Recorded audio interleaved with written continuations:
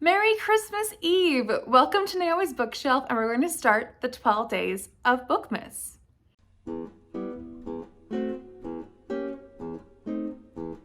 So I figured for Bookmas, for the first 12 days, let's start on a bit of a downer note and work our way up. We're going to start with the most disappointing books of the year.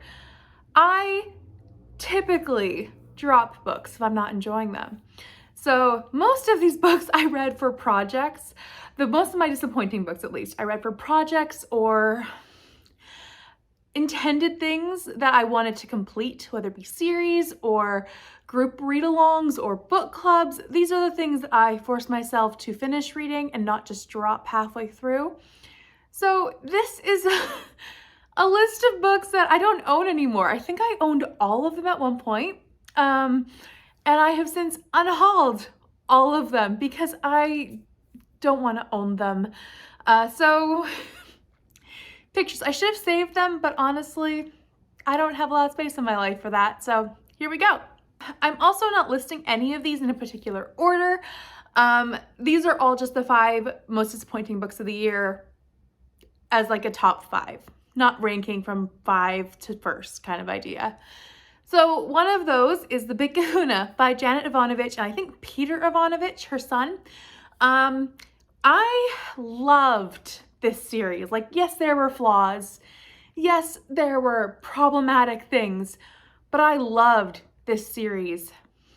And then book 6, whatever, came out, and I really didn't like The Big Kahuna. I really didn't.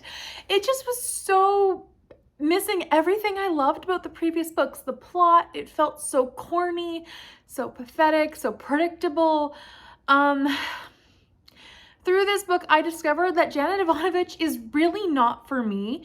I think the reason why I loved the other books was because she was writing with Lee Goldberg, who I think created these amazing plots, and then her characters, which was what was the downer part of those books, or her parts of the books. So I think I loved his writing as opposed to her writing. And so when I picked up this book, I was so excited, even though it wasn't a Lee Goldberg book, and I was regretting that. So yeah, here's to say that made it onto my top 5 of the year.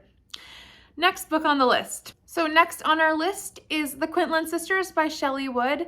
This one I was reading with my cousin Megan, and we had really good hopes for this. I know I personally was really excited to learn more about our Canadian history. This book is about a real event that happened in early 1900s where a family had 5 girls all born and survive birth the first time ever in history. So they were the Quinlan sisters. And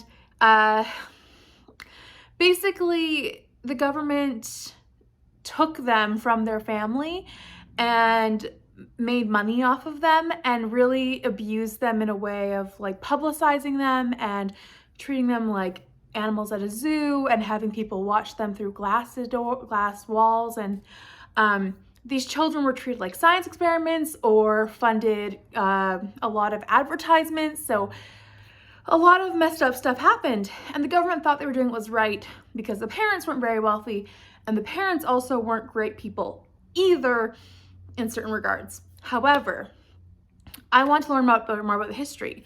And this person, Shelley Wood, she did not, I feel like, handle it all well. She did bring in a new unknown nurse, in a sense, to the story, which was good. But my problem with this book was that it handled things like the description of people very unkindly and very cruelly towards the family. And these children are still alive. Like, there are still quintuplets, two of the quintuplets alive. And not only quintuplets alive, but like children and grandchildren of this family, like this couple alive. And I just feel like if someone were to write a book about my grandparents or my parents in that light, I would be very offended. And so I felt like it was very offensive in that way of writing it. I just really didn't like that. I felt really uncomfortable reading that.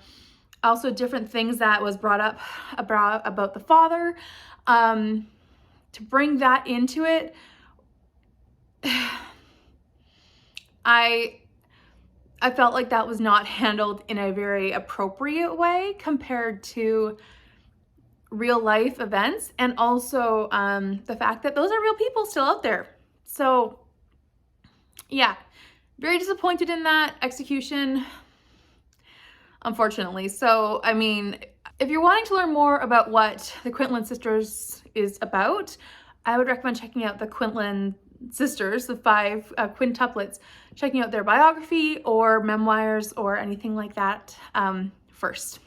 Next on this list, I have 9 Perfect Strangers by Leanne Moriarty. I was so disappointed with this one.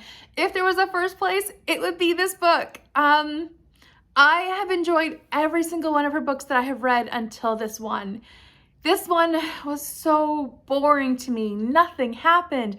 I didn't care about anybody. It was just blah, blah, blah. It's probably on my worst books of the year as well. Heads up. But it was just like, I had such high expectations. So I expected something, and this was nothing. It was bad. In a just very disappointing way, because I know that this author has so much better to write. So that was just so disappointing. And the irony that one of the main characters is an author who is struggling to write a good book was just too much for me to grasp. It was just too hilarious. But I just, that book put me in a reading slump because it was just so disappointing and so boring. So that was unfortunate. Another book on this list is Smokescreen by Terry Blackstock. This is the only one of Terry Blackstock's recent releases that I have read, and I was disappointed. She wrote a lot more suspenseful, high-action books when she was writing in the 2000s and earlier. I read her books and loved the high action, high intensity. That was what I fell in love with these Christian suspense romance novels. That was it. Smokescreen was not that. It was very slow burn, and there was a low-key mystery and low-key action and low-key suspense, but it was very low-key. So I was just like, this is so boring. I mean, it was good, but it was like, it wasn't as fun as it could have been.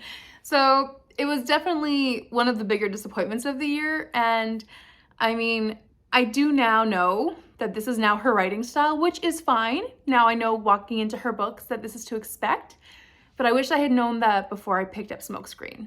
The last book on this list is The Jane Austen Society by Natalie Jenner. I had such high expectations going into this one as well.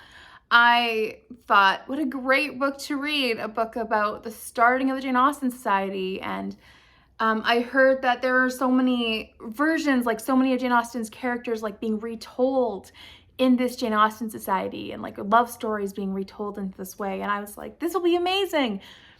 And I really didn't like it. I was just so not interested in picking this book up. I bought it brand new, so it actually really stung that this was not a good book for me.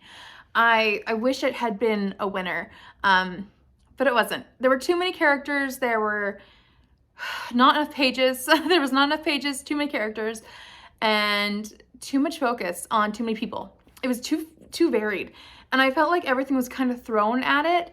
And then the retellings I had heard about, there's like maybe one, maybe two, I couldn't remember now the second one, of a Jane Austen romance retelling in there, but that was it.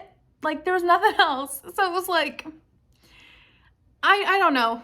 It was just,